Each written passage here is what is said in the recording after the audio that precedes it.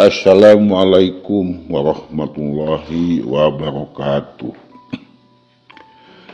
Cerita misteri, aneh dan nyata, juga legenda dunia dan dongeng dari hasil penelusuran, baik nyata berupa kesaksian paranormal ataupun mitos legenda dongeng yang turun-temurun dituturkan kisah misteri hantu dan alam gaib lokal, seperti kejadian-kejadian yang saya alami maupun cerita misteri yang beredar ini akan saya ceritakan seperti ini.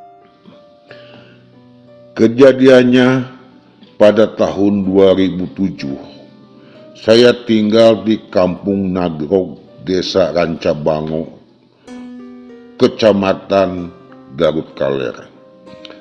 Pada saat itu di kampung saya ada yang meninggal, Bu Inah namanya, usia sekitar 40 tahun. Dia meninggalkan anak 4 orang, yang 3 sudah besar-besar dan yang terakhir berusia 7 tahun. Bu Inah meninggal karena sakit. Sesudah mayat dikuburkan seperti biasa di rumah duka ada tahlilan. Pada malam pertama, entah kenapa saya kok nggak bisa tidur. Hawanya gelisah saja. Pas jam 11 saya mendengar kayak ada suara orang lagi nyapu. Saya bingung. Siapa ya malam-malam begini ada yang nyapu? Saya bingung. Siapa yang malam-malam begini ada yang nyapu? Akhirnya saya bangun. Kebetulan ada teman saya lagi nginep di rumah.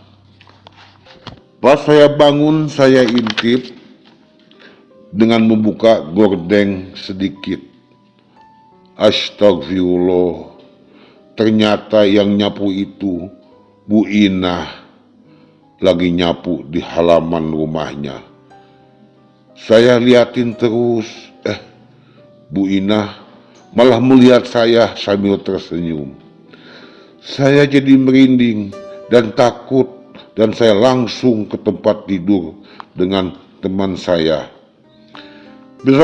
Besok harinya saya cerita kepada tetangga kalau saya semalam melihat Bu Inah lagi nyapu di halaman rumah. Dia malah jawab, saya juga tadi subuh pas saya lagi mau ke pasar, saya melihat Bu Inah lagi duduk di teras depan rumahnya. Dan keesok harinya, tetangga yang lainnya juga ngomong kalau malam tadi melihat Bu Inah lagi berdiri aja di depan rumahnya. Akhirnya rame semua penduduk kampung membicarakan Bu Inah jadi hantu gentayangan. Katanya sih Bu Inah sangat khawatir sama anak bungsunya yang masih kecil. Dengan kejadian ini, penduduk kampung Nagrog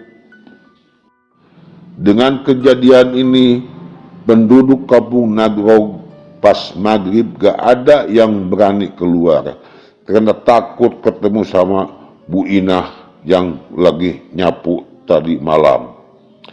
Ya sekitar 1 bulan Bu Inah meninggal. Gosip-gosip tentang hantu Bu Inah udah mulai reda dan tetangga udah mulai melupakan akan kejadian datangnya hantu Bu Inah. Saya pun udah gak takut lagi.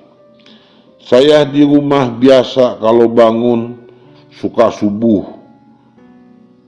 Pas subuh itu saya nyuci di sumur bawah, kira-kira 20 meter jauhnya dari rumah saya. Pas lagi nyuci, tiba-tiba ada yang nanya, "Neng, lagi nyuci?" katanya. Suaranya kayak orang yang ngomong sambil nutup hidungnya, sambil nutup hidung yang dipencet. Mendengar suara itu, saya langsung kabur ke rumah cucian saya tinggal di sumur. Baru siangnya saya melanjutkan nyuci lagi. Saya cerita pada tetangga kalau tadi malam ada yang nanya saya. Tetangga malah bilang, mending ditanya doang. Saya mah mau lewat dicegatin di tengah jalan. Akhirnya nggak jadi belanja, katanya. Oh, pantes warungnya tutup. Kalau gitu, ya mau belanja gimana? Jalannya dialangin.